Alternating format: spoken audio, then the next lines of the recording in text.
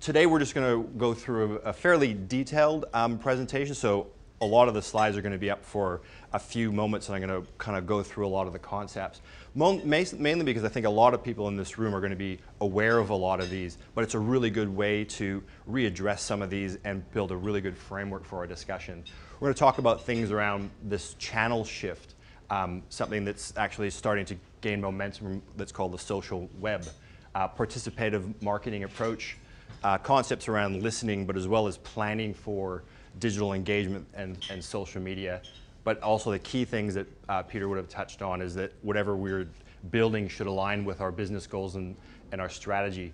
One big concept is around our traditional marketing communications as content within a social web environment. Then we've got a couple of case studies and then a little quick grab at some crystal ball gazing. So I thought I'd just quickly start off with a couple of questions. How many in this room for their organization actually have a Facebook page? Yep, lots of hands. How many actually also integrate that and have a Twitter presence? And the next step, what about YouTube? Great, excellent. So we do have people who have actually started that journey, but I guess it's still very young, and social media as a channel or a concept is evolving very rapidly. The questions we're probably asking ourselves now are, what are we experiencing? Now we've got our Facebook page and we've got all this Twitter activity. That's fantastic, but what is it that we're experiencing?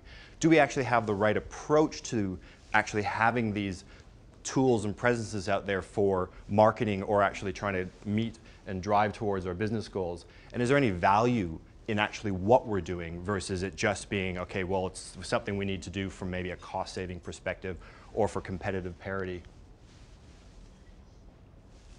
So one of the big concepts that I'm very passionate about is looking at everything holistically as a marketing channel.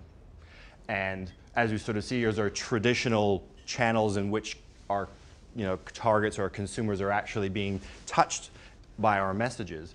Everything from email, print, obviously TVC, etc. Then we've got our digital aspects around email. So there's more channels that are out there that people are actually getting and receiving messages from.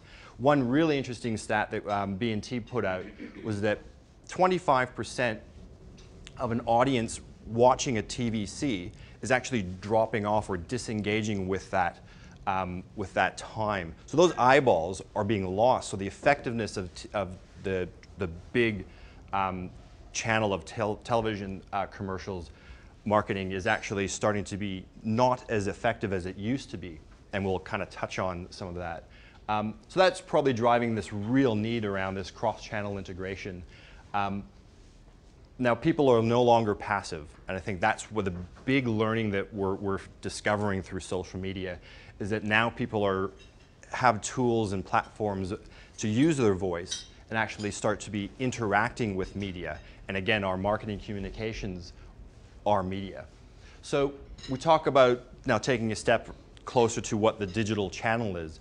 In our view, it basically circles around your core content offering, which is generally going to be your website or your CMS that is supported by a website.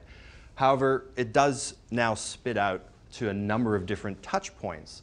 Obviously, we have aspects around email, which basically generally drive traffic back to our website so we can actually give somebody an option to transact or drive a conversion. We've also got paid media through banner ads and AdWords.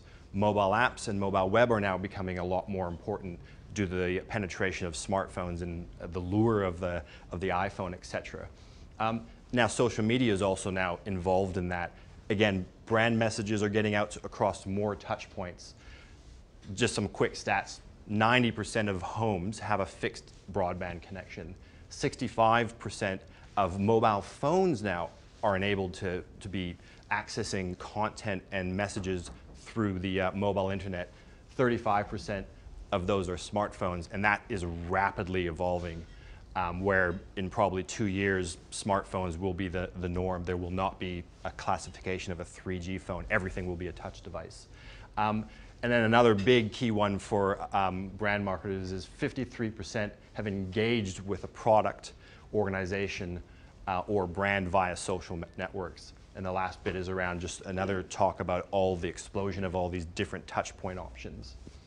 So in general, the marketing platform, as we look at it, there's this shift that's happening from our traditional TVs, PR, outdoor, and print and collateral is moving into this digital environment. So we now have to focus on online social media, mobile devices, and our email or electronic digital communications. Now, I just came across this last night, and I thought it was really, really good point to put up. This is something that the Australian put out last week in an article. PricewaterhouseCoopers have basically, through a study, have now basically said in 34% of ad spending will be digital within 5 years. This is basically being driven by consumer demand because they're actually getting more touch points, they're getting more screens, they're looking for ubiquitous access to content. And obviously content is what, as marketers, we use as a vehicle to attach our messages through advertising, etc. So that is growing rapidly. Now TV will always still be there because it is that big, huge screen that everybody spends most of their eyeball time on, but that will actually be changing as well. Digital will be actually driving that. So we're talking about a concept around social media and something that I want to refer to as the social web. We talked about more devices, more touch points. We've got time shifting concepts that we have to figure out, and obviously place shifting. So that's people using their mobile phones instead of their PC. People using PVRs or catch-up TV, so they're now not necessarily watching television. They have other ways to access content. There's more empowerment by these individuals to now, because of that, filter out messaging. Banner ads can now, by simply going into your browser, you can set up ad block. So you can actually now filter out pop-up messages. So there's lots more consideration around this. Again, the social web, one of the drivers for this thing called the social web is within the last year, Facebook released little APIs or application protocol thingies. Sorry about my lack of acronym here, but all that really means is they've got these little links to their platform that they provide free tools that marketers or websites or brands can use. So what's happened is now these little like buttons no longer just live within the Facebook, and I'll call it the Facebook portal. You can now have your like button on your website. So people can like your website, and then that information gets fed through the Facebook environment into people's news feeds and their status updates. But not only that, they can actually like articles. So if you're in media, obviously a lot of media will already be using this. Anytime that there's a news article, they'll have a like button and somebody reads the article, they can like it. And it's a quick and easy way for them to feed content through to their Facebook presence. But now that also means that when it hits someone's Facebook presence, that article, people can then read it, but they can also now start to comment on it. So it's this actual social web where now Facebook and also Twitter and Google has very similar buttons. It's all outside of Facebook, but it's being drawn back in. To a point now that Microsoft have actually recognized this shift and the social web is their algorithm to determine the ranking of their search results actually now utilizes the impact of popularity of likes in that algorithm. So now social media is very important if you're really focusing on search engine optimization. So we'll kind of touch on that. Now Google is not by any means a laggard in this area. They have other aspects which they do tweak that through things. For instance, if you have Gmail, all of your friends can be picked up, and within your Gmail account you can look at something called the Gmail Buzz, and you can actually see what all of your friends are talking about. So, and again, back to this social networks are now amplifying these conversations.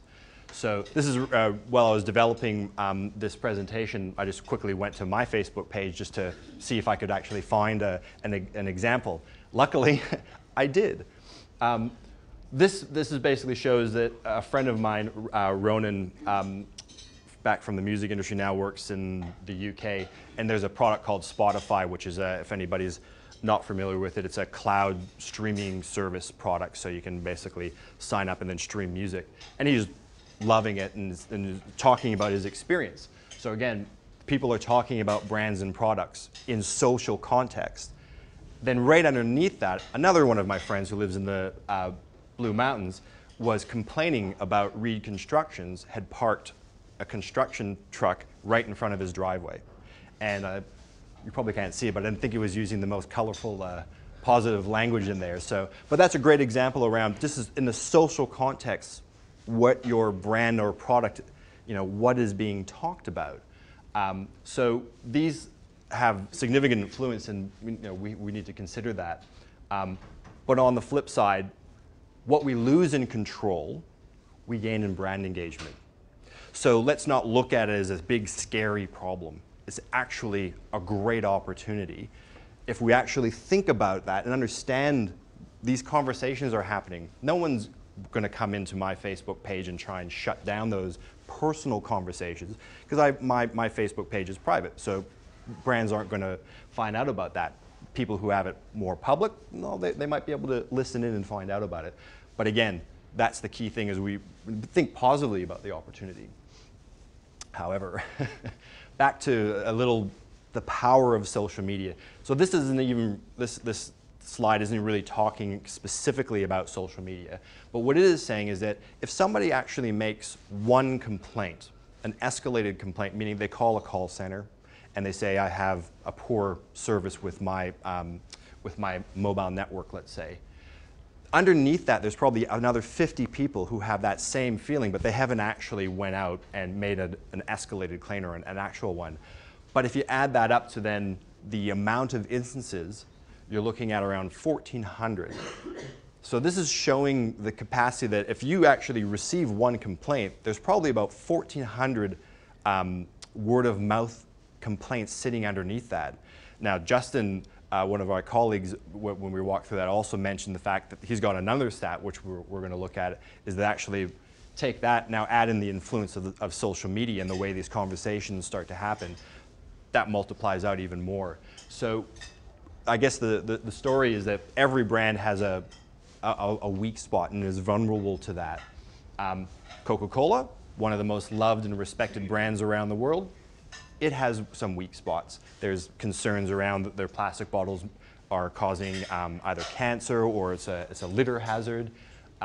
Harvey Norman, they went out trying to defend their space within and compete against online retailing. That didn't necessarily pay out as a really good strategic move for them. And Vodafone as well.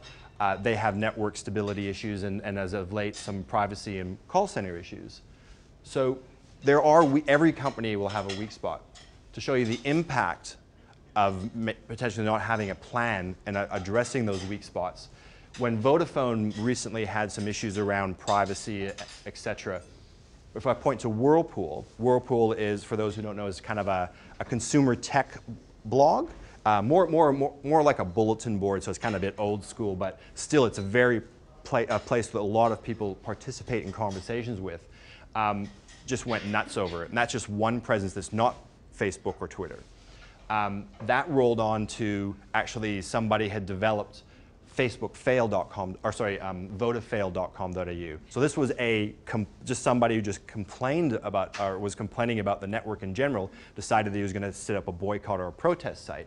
If I point to here, this blip was actually at launch of the site, but within 2 weeks, all the activity around, this was literally when their network was starting to hit the stability issues and the conversation was happening. So that just shows you the page hits to the Vodafail that were stimulated by all this social media discussion. And I'm not even saying that it was actually completely traffic driven from Twitter or Facebook. It's just there's lots of other discussions that are coming out there.